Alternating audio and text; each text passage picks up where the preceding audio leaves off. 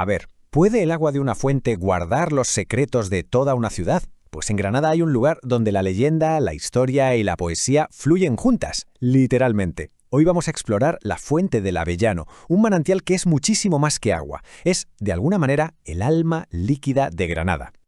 Y aquí es donde empieza el misterio, uno que ha intrigado a generaciones. ¿Por qué sus aguas a veces son dulces y otras amargas, como una lágrima? Pues esta pregunta no tiene una sola respuesta, sino 3 relatos fascinantes que vamos a descubrir juntos.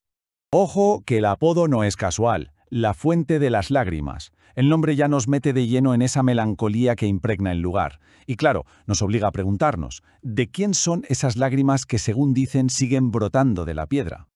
Venga, vamos con la primera explicación. Y para eso nos tenemos que transportar a la Granada nazarí, a un tiempo donde la magia, al parecer, era tan real y tan tangible como el agua que brotaba de esta misma fuente. La protagonista de esta leyenda es Ágrila, una hada que vivía en la gruta. Cuentan que sus propias emociones dictaban el sabor del agua. Si estaba feliz, el manantial era dulce como la miel. Pero si la tristeza la invadía, sus lágrimas lo volvían amargo. La fuente era, vamos, un espejo de su alma. Pero lo más fascinante es cómo las mujeres del Albaicín convirtieron esta leyenda en una herramienta de poder. Casi nada. Se dieron cuenta de que el agua dulce traía paz a sus casas, mientras que la amarga encendía la furia guerrera en los hombres.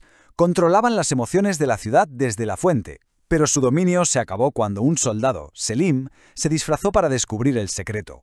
Tras su misteriosa desaparición en la gruta, el miedo se apoderó de ellas y abandonaron el lugar para siempre. Vale, esta es la versión mágica. Pero, ¿y si las lágrimas no fueran de un hada? Existe otra leyenda, igual de potente, pero mucho más anclada en la historia. Una historia donde las lágrimas que salan el agua pertenecen a una reina de carne y hueso. Y aquí entramos en la historia de Aisha, la madre de Boabdil, el último sultán de Granada. Su vida es una auténtica tragedia de poder, de traición y de la pérdida de todo un reino. Es que Aisha no era una reina consorte cualquiera. Para nada. La conocían como la honesta, una mujer de sangre real, súper influyente y muy metida en la política del reino. Su vida dio un vuelco tremendo cuando su marido, el sultán Muley Hacén, se enamoró de una esclava cristiana y la repudió a ella, a la madre del heredero. Ese fue el principio de su tragedia personal. Pero Aisha no se rindió, ni mucho menos. Desde su exilio en un palacio del Albaicín, conspiró hasta que consiguió sentar a su hijo Boabdil en el trono. Una victoria que, al final, fue amarga y muy corta, porque acabó viendo cómo ese mismo hijo entregaba las llaves de Granada y cómo los dos partían hacia un exilio del que ya nunca regresarían. Y este es el momento que sella su leyenda.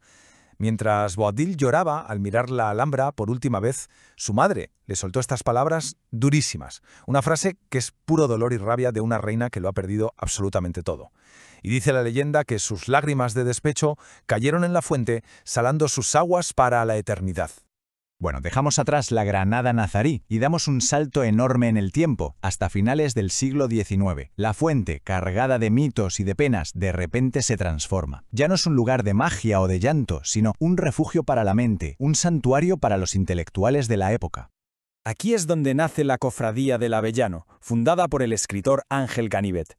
Intentemos imaginar la escena. Un grupo de amigos, junto al murmullo del agua, sin más reglas que el debate y la pasión por las ideas. Una auténtica academia al aire libre, donde se hablaba, como decían ellos, de todo lo divino y lo humano. Y el alma de todo esto era Ángel Ganivet, un pensador brillante, un precursor de la generación del 98, pero también un hombre muy atormentado. Su vida, que dedicó a buscar la verdad y la autenticidad, terminó de forma abrupta y trágica en las aguas heladas de Letonia, muy muy lejos de su Granada. Esta frase es la esencia pura de su filosofía. Para Ganivet, la autenticidad era lo más importante, y ese anhelo de verdad, de sinceridad, impregnó cada una de las reuniones de la cofradía. Quizá buscaban en la transparencia del agua de la fuente ese reflejo de la honestidad intelectual que tanto deseaban. Y así, poco a poco, llegamos al final de nuestro recorrido.